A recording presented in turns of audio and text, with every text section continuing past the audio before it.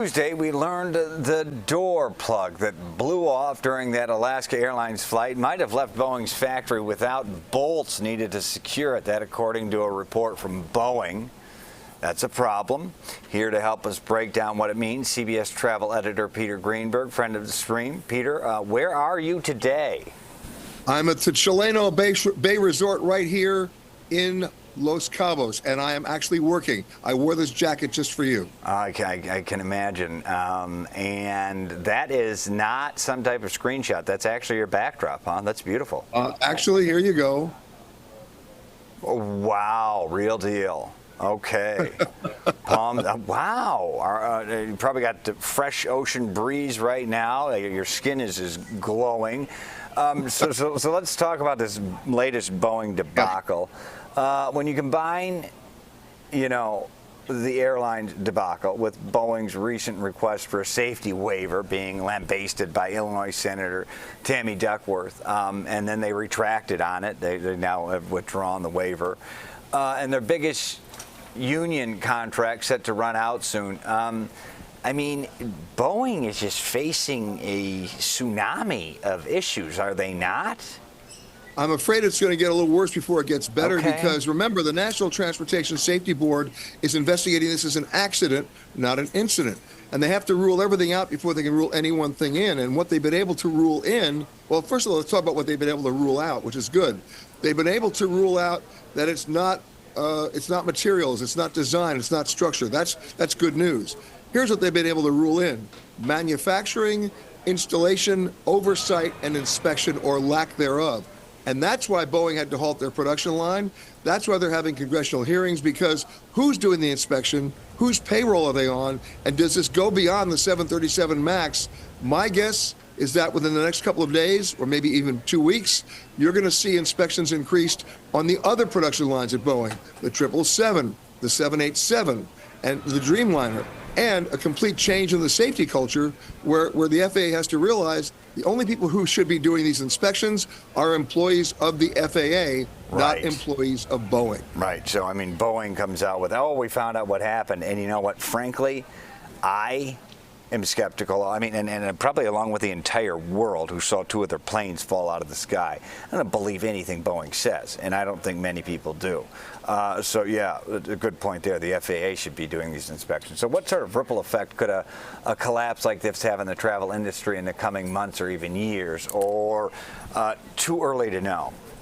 Oh, it's not too early to know. The economic consequences are already being felt.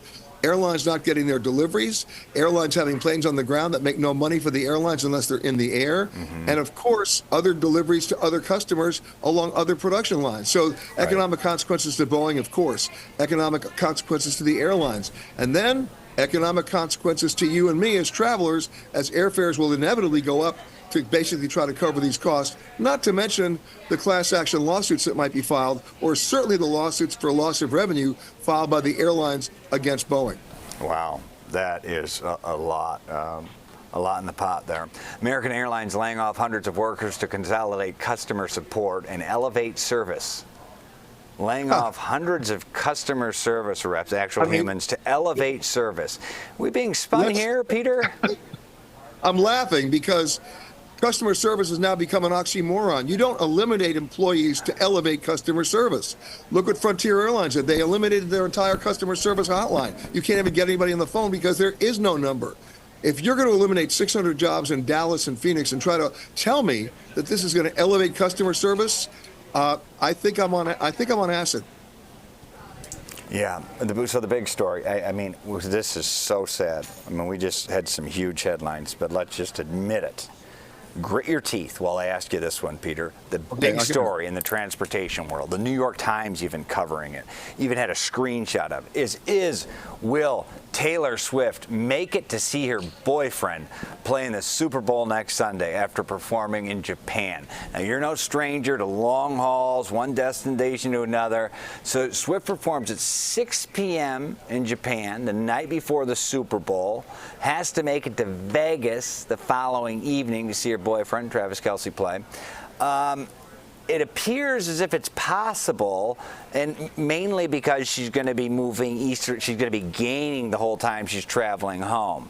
Any advice for Swift, and any warning, for those who are strictly watching the Super Bowl to get cutaways of Taylor Swift when her boyfriend catches the ball?